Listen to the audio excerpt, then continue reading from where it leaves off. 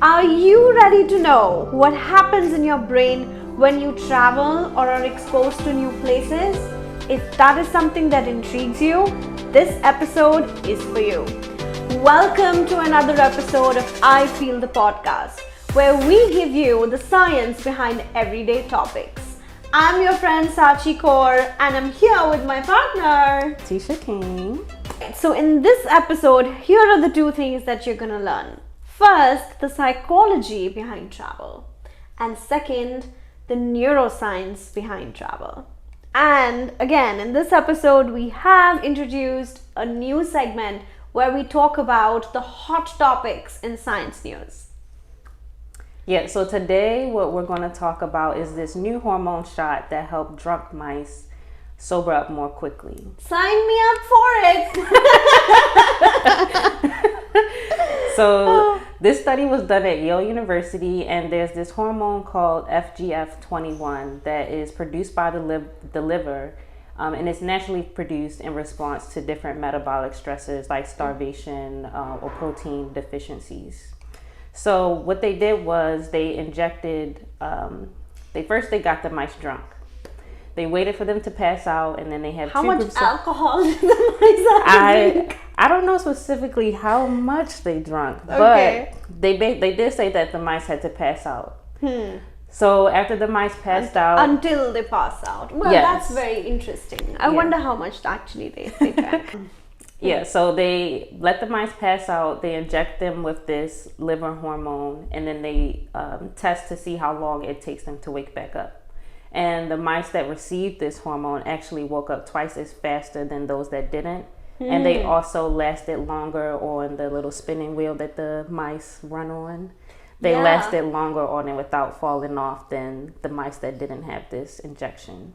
That is so cool. Yeah, it was like just so random. And then you thinking about getting the mice drunk is just kind of funny. It is funny. I mean, just imagining how, the mice would be acting or reacting when they're drunk is kind of really funny to me. Yeah, and the thought of them passing out is like, what? It's funny. Blackout Yeah, mice. and I'm pretty sure, I think at one point there will be like pills and stuff of FGF21, either prescribable or like just over-the-counter pills, which people might just... So what they were actually saying in the article too was that they think this could be something to help with alcohol poisoning. So usually when people black out and, they have alcohol poisoning, you can't really treat them until they wake up. So that's the issue. Like, you don't really know what to give them until they've kind of gotten past it. Oh. So they want to be able to eventually, if this can be used in like a method or technique in humans, they want to use it to be an injectable too, so that they can inject it into people that have alcohol poisoning, because there's currently no cure for it. That is the coolest thing that I've heard today. Honestly, that's the coolest thing that I've heard today. Yeah. Because it'll be such a great revelation, especially for alcohol poisoning, if you could wake those people a little early and give them the medication they need. Yeah, especially here in New Orleans, in Louisiana, where that's true. Everybody's getting drunk all the time. It's the party city, for real. Yeah. So, yeah. They can make a lot of money around Mardi Gras. Yes. I mean, even in general, I think. Yeah. Imagine having those FGF21 pills over the counter, so you don't get alcohol poisoning. And then you can also, if you forgot, a lot of people will even start drinking even though they have work the next day, because the biggest problem is that you have to go to work the next day and then you don't drink. But, the alcohol sales are going to go up. This thing comes out. Well, interesting. That was really cool. So that's the hot topic that is kind of going on, and the recent research that has been done. All right, so moving on to what our topic of today is, which is travel. So, okay, I want to start with, what is it that comes to your mind when you start thinking about traveling? The first thing that comes to your mind. Probably just not limiting myself when I get there. I know some people will travel and have a budget of I'm just going to spend this much. I feel like once I go and travel somewhere, I just want to do everything and I'll worry about it later. You want to go all out. Yeah. You want to once I get back home, I can cry about it. But now let's just have fun. Let's just have fun. I think when I think about traveling, I just think about Bali. I'm like, it's been on my list for so long that I'm like, oh, I need to get there now. Yeah, it's such a beautiful place. I feel like everybody, it's like one of the hot spots right now. It is, because also like Eat, Pray, Love is so my movie. I love to watch it. So I think that's why I keep thinking about Bali. I'm like, oh, the next destination has to be Bali. Anyway, so when we talk about the psychology of travel, we are studying the behavior of people and like why they travel, and why I think traveling is such an important part of human experience. And I've seen that this is a specific subject that psychologists study, that is like, you know, the travel psychology. That is why it's so interesting. And I think the biggest reason why a lot of people love to travel is escapism. And also, you know, when you have this 9-to-5 job, when you have so many duties that you have to fulfill, you know, in a day, and there are bills to pay, there are kids to take care of, and all of those things, I think when you plan to travel, it's like an amazing getaway from all that responsibility, all the work, and it's just nice to have something new, a new environment, and like you're saying, to get rid of all of the day-to-day stress and thoughts that you have, and just go and have fun and do something relaxing. So to what you basically said, you know, it's also, we are being exposed to so many new experiences, new culture, new food, diversity, and I think all that together, it's such a refreshing experience. That, you know, it excites us. So we do get that dopamine rush when we think about travel, which is of course amazing. So and I don't know who's written this quote, but they've said traveling is a romantic way to escape life. Yes, it really is. And it just opens your mind up to everything, like you were saying, the new experiences and everything. And it gives you a chance to like step outside of yourself for a second, because like if you're going to a new place, most likely nobody knows you there. So you can just go all out, like you said. And I think also stepping just out of your comfort zone, trying the things that maybe you've never tried. I know people literally these days have lists of 10 things that I want to do in this particular year. I want to do scuba diving, or like a bucket list. Like a bucket list. So it's that push that you get when you're traveling, to just get out of your comfort zone and try new things, and, you know, live that amazing experience. Yeah, definitely. All of that is 100% true, and I know I feel that way when I go and travel. Yeah, I feel that way too. So we should travel a little more. Definitely. Let's plan a trip. All right, so let's get into the science. Okay, so now we're going to talk about the science, and I'm going to talk about a study that was done to kind of show how the brain, or differences in the brains of people who have a diversity or more diversity in the places that they go to or locations they travel to throughout the week, and those who kind of more stay to themselves, or maybe like more homebodies. So this was a study done at the University of Wisconsin-Madison. And again, they're trying to look at structural differences in the brain with diversity in daily activities. So the region that they're focusing on is the hippocampus. And this is a region that is involved in learning, memory, spatial navigation, and other cognitive functions. So, all right, so what they did was they had a group of about 75 or so people, and they asked these people to track their daily activities in a journal over the course of 8 days. And at the end of the 8 days, they did some MRI imaging of their brain to compare the size of the hippocampus between different groups of people. So they tracked their activities. They're tracking how long they spend at work, doing leisure activities, cleaning, volunteering, time with kids, stuff like that. So they were supposed to report how long they spent with each activity and then where they went for different locations.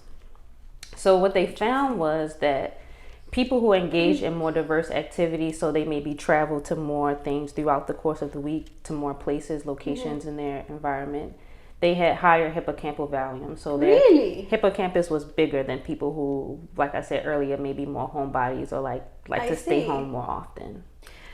You know, that makes me think, if it's like, if you have a bigger hippocampus already, you will have that urge to travel more and explore more.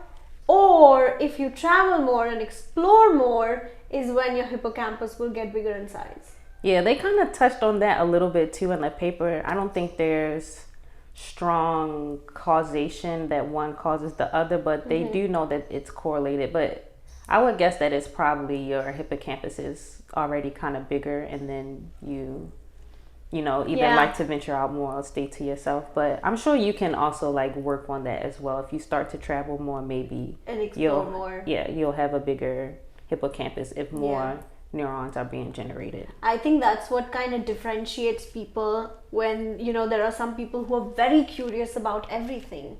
And there are some people who are like a little laid back, and it's just like, they're not as curious as the others. So I think the size of the hippocampus differentiates those kind of people. Yeah. Which is such an interesting find. Yeah. It is really interesting, and they also kind of correlated what they found with studies that were previously done in mice too. So in mice, they kind of have a similar thing where if you have more things within your cage that are more engaging, then you have a bigger hippocampus, as opposed to mice that have like a, bare necessities within their cages. Yeah, so I think then the reversal kind of does happen. So if you do have more things to explore, then yes, your hippocampus size can increase. And also maybe if you're born with a bigger hippocampus, then great, you are curious by nature and you like to do all of these things.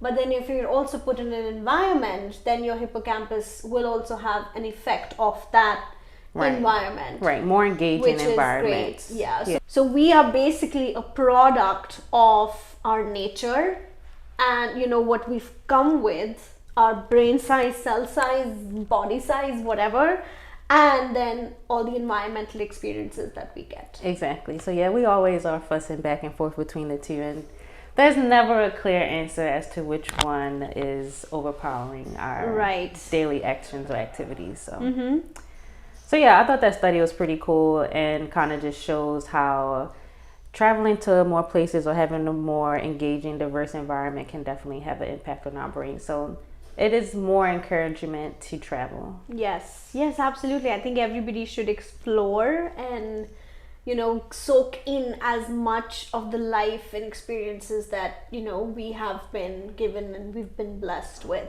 Because there's this one quote that I was reading about which said, if you only have traveled to one place, or if you've never traveled, you've only read one page of the book. Because this world is like a book. So you've got to read as many pages as possible. Yeah, and it's definitely a privilege to be able to travel to, like, just having the opportunity to go. So yes, of course it takes a lot of money to travel, so we can't really rule that part out. But yes, like, have as many experiences as possible, because it's also going to increase your hippocampal volume and make you more curious, perhaps. Yes. So now that we know the psychology and the neuroscience behind the travel, let us dive into the travel stories. Well, this one that I'm about to share with you is quite embarrassing. And we found it on Quora.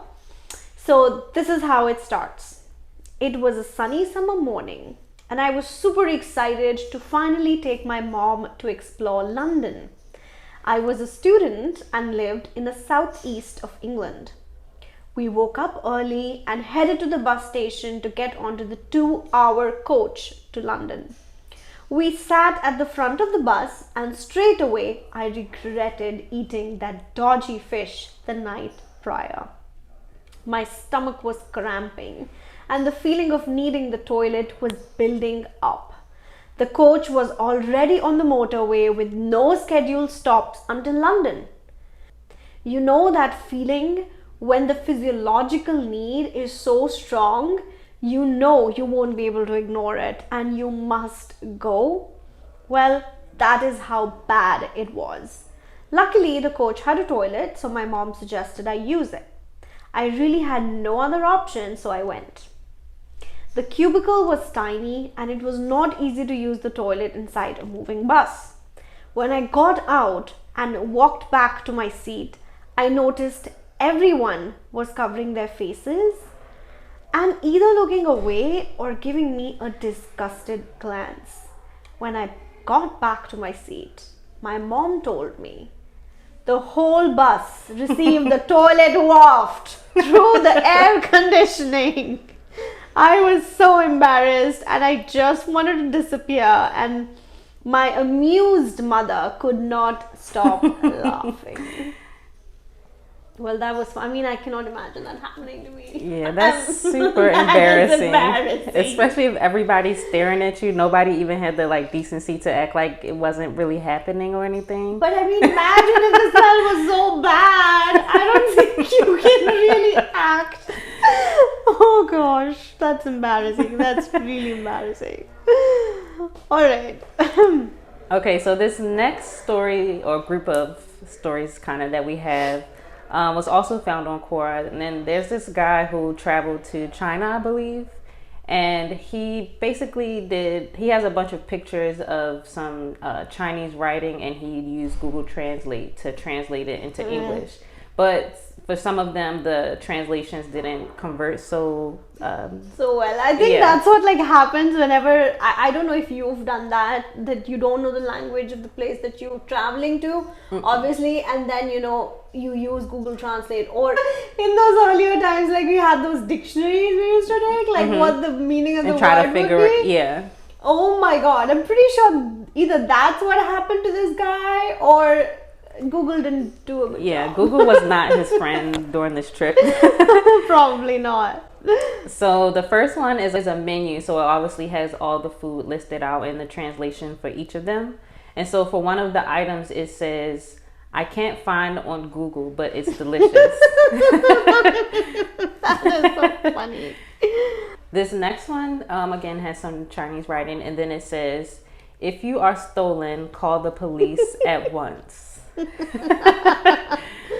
If you're stolen, call the police at once. And then the last one is a package of ramen from a grocery store, but on the translation of the name of the ramen says "soup for sluts." Oh my god. It's funny how language, words in different languages translate to English. Exactly, because you would never expect and any English of this. is a funny language too. English is so confusing. It is confusing. It makes no sense at all. Finally, we are at the end of our episode, and it is time for the gem of the week. Okay, so this is how our gem of the week goes. 20 years from now, you will be more disappointed by the things that you didn't do than by the ones that you did do. So sail away from the safe harbor, catch the trade winds in your sail, explore, dream, and discover, by Mark Twain. Beautiful. It is beautiful. All right, so that concludes our episode for this week. Thank you guys for listening or watching on YouTube. Don't forget to share, subscribe, comment, everything. Comment down below some of the places you like to travel to or that you're looking forward to traveling to in the future. And thank you for watching this week. Bye, guys. Bye.